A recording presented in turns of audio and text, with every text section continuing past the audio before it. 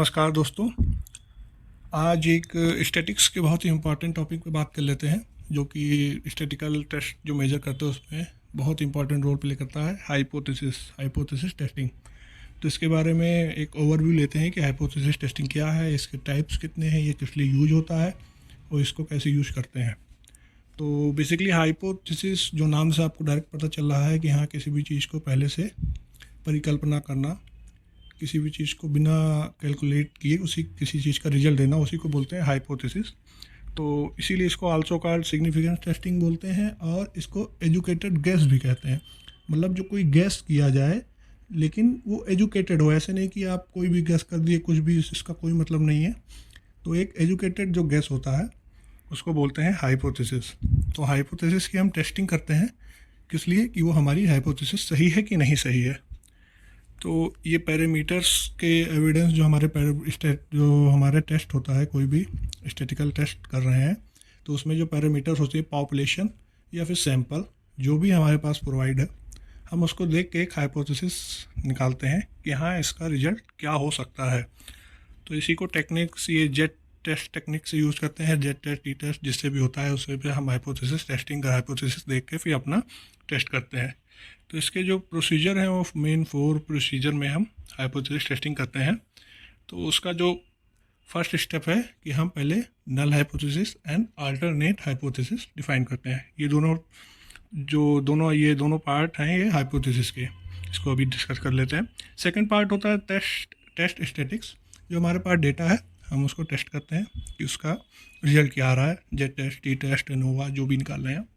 Then हमारे पास जो P value आती है उसको हम उसका इंटरप्रिटेशन करते हैं, उसको देखते हैं सिग्निफिकेंस वैल्यू से, देखते हैं कि ज़्यादा है या कम है, अल्फ़ा जिसे बोलते हैं, क्रिटिकल रीजन में है कि नहीं है, और फिर अपने हाइपोथेसिस को सपोर्ट कर रहा है कि नहीं कर रहा है, वो रिजल्ट देते हैं नॉर्मली। तो सी टेस्ट हो गया पी वैल्यू, और डी वही सिग्निफिकेंस वैल्यू जो हमारी सिग्निफिकेंस लेवल है उसमें है कि नहीं है। तो पहले देख लेते हैं नल एंड अल्टरनेट हाइपोथेसिस क्या होती है। तो ये जो हाइपोथेसिस है ये स्टैटिकल टेस्ट के अगेंस्ट हम लेते हैं, और जो अल्टरनेट हाइपोथेसिस है वो रिसर्चर के द्वारा दी जाती है, और जो नल हाइपोथेसिस है वो रिसर्चर के द्वारा नहीं दी जाती है, जो अलग से ली जाती है। डिस्कस कर लेते हैं नल हाइपोथेसिस, जिसको H0 से डिनोट करते हैं, और ये बताता है कि there is no effect in the population.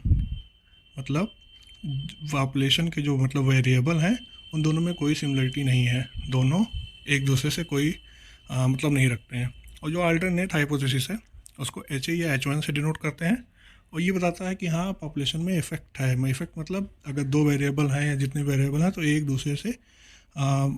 दूसरे से मतलब रखते हैं। जैसे नॉर्मली एग्जांपल ले रहे हैं कि एक सेंटेंस है कि जो स्मोकिंग करते हैं उनको कैंसर का ख़तरा ज़्यादा रहता है।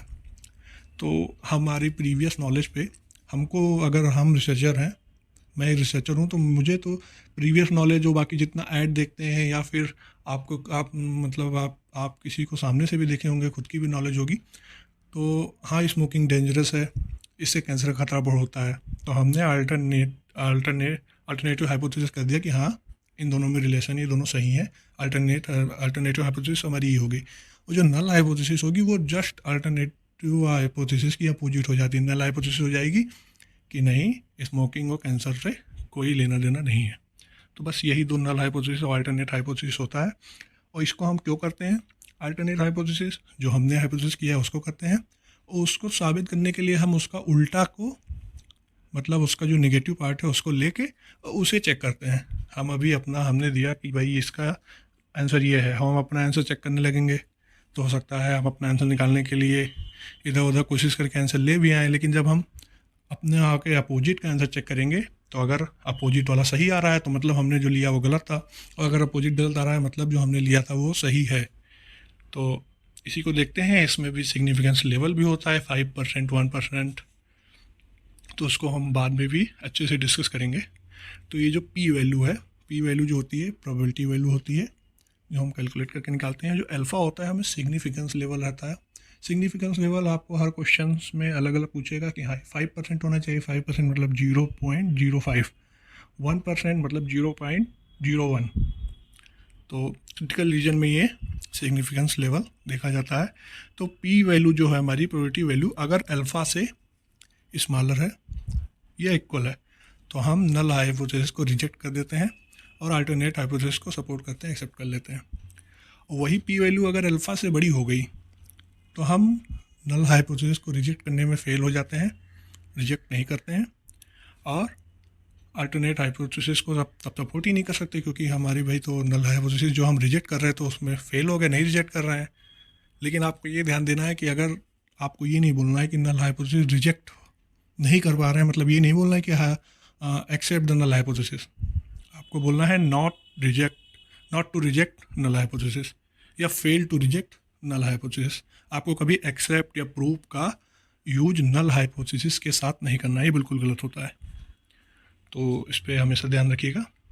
अब जो पी वैल्यू होती है वही प्रोबेबिलिटी वैल्यू होती है, नल हाइपोथेसिस के अगेंस्ट यूज करने के लिए हम इसे कैलकुलेट करते हैं। ये क्रिटिकल रीजन आ गया।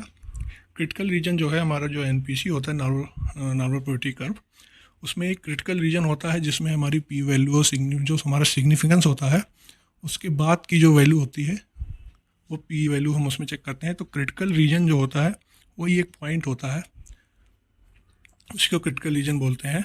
आगे की वीडियो में हम इस पर एक बड़ी वीडियो बनाएंगे critical reason P value NPC के थ्रू समझते हुए, जिससे आसानी से उसे समझा जा सकता है। तो क्रिटिकल रीजन से ही हम चेक करते हैं कि हमारा null hypothesis null hypothesis reject हो रही है या अल्टरनेट हाइपोथेसिस एक्सेप्ट हो रही है या नहीं एक्सेप्ट हो रही है।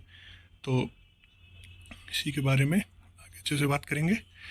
तो फिर अब जो टेस्ट होता है, हमने बात की कि नल हाइपोथेसिस में हम पी वैल्यू निकालते हैं, उसको जेड टेस्ट से कैलकुलेट करते हैं। तो जो ये जेड टेस्ट ये सब क्या है, तो बेसिकली जो टेस्ट होता है उस 2 टाइप्स के होते हैं। टेस्ट मतलब स्टैटिकल टेस्ट, जो हमारे पास स्टैटिकल एक डाटा है, पॉपुलेशन है चाहे सैंपल है जो भी हो, उसमें हम जो स्टैटिकल टेस्ट करते हैं वो 2 टाइप के होते हैं, parametric test, non parametric test. Parametric test जो होती हैं जिसमें नॉर्मल डिस्ट्रीब्यूशन होता है, और जो नॉन पैरामेट्रिक टेस्ट होते हैं उनमें नॉर्मल डिस्ट्रीब्यूशन नहीं होता।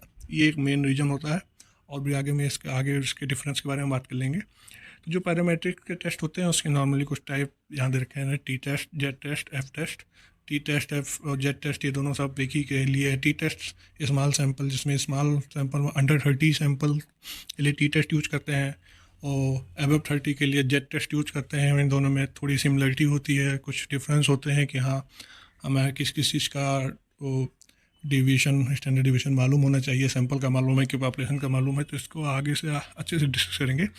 और जो नॉन पैरामेट्रिक टेस्ट है वो इसमें डिस्ट्रीब्यूशन नॉर्मल नहीं रहता है, और ये इसके लिए काई स्क्वायर है, मैन विटनी यू टेस्ट है, एंड अदर काफ़ी सारे हैं। तो जो इंपॉर्टेंट होगा उसको हम आगे वीडियो में ज़रूर डिस्कस करेंगे। तो इसको आप एक बार देखिए, हम एक बार रिवीज कर ले रहे हैं। हाइपोथेसिस टेस्टिंग होती है। हाइपोथेसिस टेस्टिंग 2 टाइप्स की होती है, नल हाइपोथेसिस, अल्टरनेट हाइपोथेसिस। हम हमेशा अपना जो स्टैटिकल टेस्ट यूज़ करते हैं वो नल हाइपोथेसिस में यूज़ करते हैं, अल्टरनेट को हम ऐसे छोड़ देते हैं क्योंकि उसको हमने दे रखा है। अल्टरनेट हाइपोथेसिस को रिसर्चर हाइपोथेसिस बोलते हैं, नल हाइपोथेसिस जो उसके अल्टरनेट हाइपोथेसिस जस्ट अपोजिट होती है। तो हम नल हाइपोथेसिस में स्टैटिकल टेस्ट लगाते हैं। स्टैटिकल टेस्ट भी फिर 2 टाइप के हो जाते हैं, पैरामेट्रिक, नॉन पैरामेट्रिक। पैरामेट्रिक जिसमें डिस्ट्रीब्यूशन नॉर्मल होता है, नॉन पैरामेट्रिक जिसमें डिस्ट्रीब्यूशन नॉर्मल नहीं होता है। तो पैरामेट्रिक टेस्ट के कुछ type example, T test, Z test, F test. Non parametric के chi square, Mann Whitney, etcetera etcetera. तो आगे इसके वीडियो में बारे बात करेंगे नेक्स्ट वीडियो में। Okay, thank you, have a nice day.